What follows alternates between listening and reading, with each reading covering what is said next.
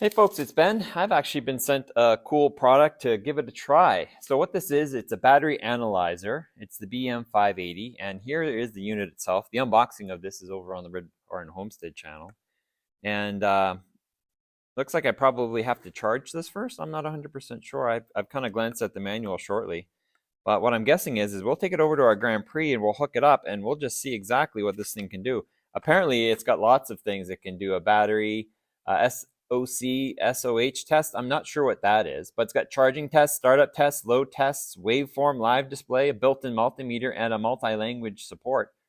Cool. So let's go take this over to the Grand Prix and plug it in and see what happens. So we're here at our 2002 Grand Prix. One thing to note about these clips, and it's important to know, is that it clips the outside terminal, but there's also these inner teeth that exist. And so they are actually insulated and separate from the outer teeth per terminal. So each one has this effect on it. So when you click it on there, you can't just randomly just chuck it on. You actually have to have it grab a point that will actually let the inner teeth and the outer piece actually touch. And the tool will tell you, like I'll clip this on here correctly, and it should say, I've had it say, clips okay, or maybe it's not even. Yeah, it's a little angry there. So it says here that there's a clips error because I think it's the insulated part's not touching. Still a clip error. I think it's on this side. Clip error. Clips are okay. So there you go. So now that we've got it connected, it fires itself up. It runs actually off the battery power. And what we're looking for here is there's a whole bunch of cool tools we have. We've got the check, which we'll get into quite a bit. The waveform is actually giving you essentially the voltage of the battery in waveform. So if I were to have a draw, it would go down, and surplus, it would go up. We're going to check that out here in a little bit once we do a start. Let's back up a little bit. And then there's a playback feature, a record feature, and then finally the multimedia feature, which I can show you now. And this is exactly what it says it is. We're a 12-volt system, and it's right now giving me exactly what the voltage is on my battery, which is fairly handy. So in this case, our battery is good. So let's back up here and do the tests. So we'll go up, hit check. We're at 12 volts. We're in the vehicle. Now let's do a battery test. So we press enter and confirm that the engine's off. Otherwise, it'll be affected, sure. And in this case, we're talking about a regular flooded battery. But if you had a special battery, you could certainly pick it here. But most batteries are going to be just these regular flooded ones. And then the battery type, it looks confusing because there's lots of hard analogies to do here. But long story short, this is an international tool. So it's got lots of different ratings to look at. In our case, there's pretty much three here we're going to use in Canada and the US, and that's the cold cranking amps, there's the cranking amps, and then there's the SAE. So let's just go ahead and use cranking amps. And what we're doing here is we're just determining the baseline. We're telling the tool what the battery's supposed to be.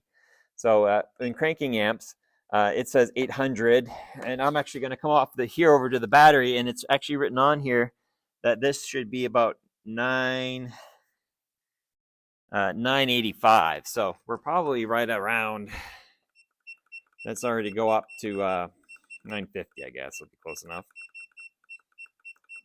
So I'll go up to 950 and hit OK.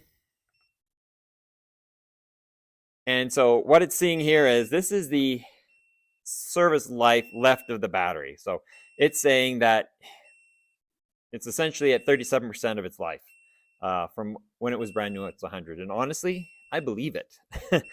This battery is fairly old. And if I press the down button, it's also telling me that my capacity is at about 30%. And what I can see as an engineer, what it's doing here is it's taking the internal resistance of the battery by the voltage of the battery and figuring out what's the internal amperage of the battery.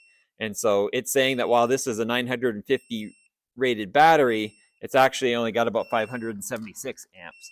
But for my car, that's plenty. So technically I'm okay. But you have to kind of know that knowledge ahead of time. But it's telling me exactly what it thinks the cranking amps of this battery are.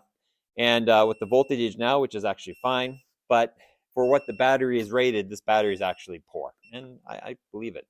So let's back up a little bit here. And let's do the charging test. So we hit OK, and it's going to do the ripple test. So what it's looking for is kind of a little bar graph, a line graph. It's looking to see how wiggly is the voltage coming off the alternator at this point. It's testing. So start the engine. I should probably rev it up. We're only at about 800 RPM, but I'll press OK anyway. It's testing the charging system, and says that loaded and unloaded, our voltages are right. So it must have put some load across the battery. Its ripple is about 90 millivolts, and it's normal. So we know the charging system anyway is great. So we've just kind of tested our alternator to know, is it running correctly or not, and it seems to be. So let's back up the truck here. Oops. Let's go back to startup test. So please turn off the engine before entering this test. So let's go ahead and do that. So let's enter the test. Start engine. Now what's it going to do to me here?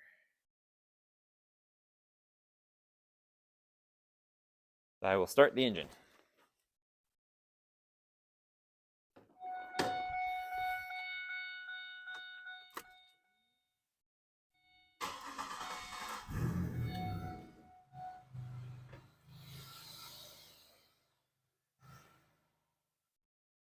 And so what it did is it timed the start. Starting ability is normal, and the voltage dipped down to about 10.89 volts, which is probably just fine for the amperage pull that we were taking off the battery. So that actually was fairly handy to know. The start time I kind of knew, but the ability to know is normal, so that's cool. Let's do a load test. Full load, keep at RPMs, press OK. And I guess this is, I'm not sure if it's the tool itself or it's registering the cards, but at this point it says the load is good. I give it a little juice here.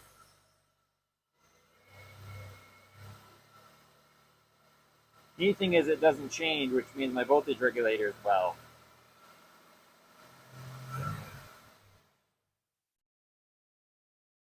So we passed that test. That's pretty cool. Let's back up.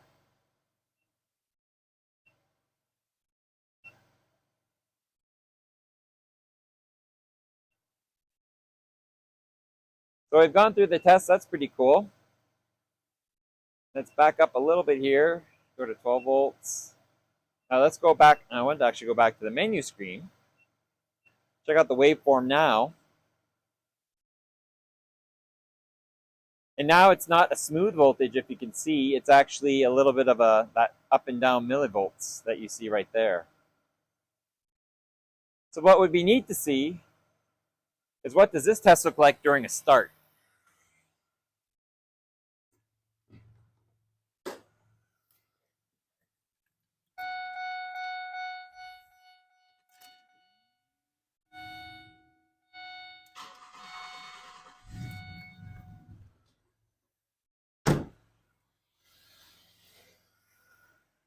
And there you can see where we had our battery voltage, and then the start voltage, and then up to running voltage. So that's kind of neat. And if I come back and I come over to playback, I can do a waveform playback. And let's do waveform 2. And press OK for replay. And now it'll show me in real time, what was I just looking at. Of course, for me, I have to go turn the car off.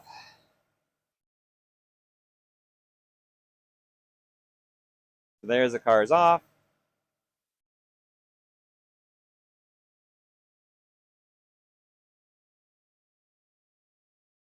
So we can kind of monitor and see exactly what was going on there, where we kicked up and now we're back to where we were. So, and there's the countdown timer as to when we were done. So you can actually replay your values back if you needed to. And then for records, if we come down here and press OK, we can see, let's see the last record. Whoops, I went the wrong button there. Last record, it can tell me what my internal resistance was, the cold cranking amps, what they should have been, the voltages, the lifetime remaining and the capacity. So it thinks it's at about 30% capacity. And it says I should replace my battery, which is the angry beeping there. And then we can also come over here. Whoops. We can come over here to multimeter for 12 volts. And we can see that we are in the charging system area here and that we are okay. So that's the other thing that we were kind of looking for, is that, yep, the charging system is okay. Wish I could give you a car that didn't charge so well, but I currently don't have possession of that car. So let's back up here. So that's the quick and dirty on this thing. It's actually fairly handy. I didn't think I would need it so much, but it's actually got quite a bit of cool tools with it. And I'm probably going to go check it out on another car. But if you have any questions or comments on this cool toy, I didn't realize that I would, need it as much. It's kind of neat to see what's going on. I had a car last week that I actually was trying to diagnose the charging system. And this probably would have been a lot handier to use than just a voltmeter, because it records it for you and it gives you the digital output of it and can do some testing and things to let you know if is it the battery that's bad, is it the charging system that's bad. Diagnose first before you start throwing the parts cannon at it. So if you have any comments or questions, leave them. Thanks for watching, and I'll catch you guys next time.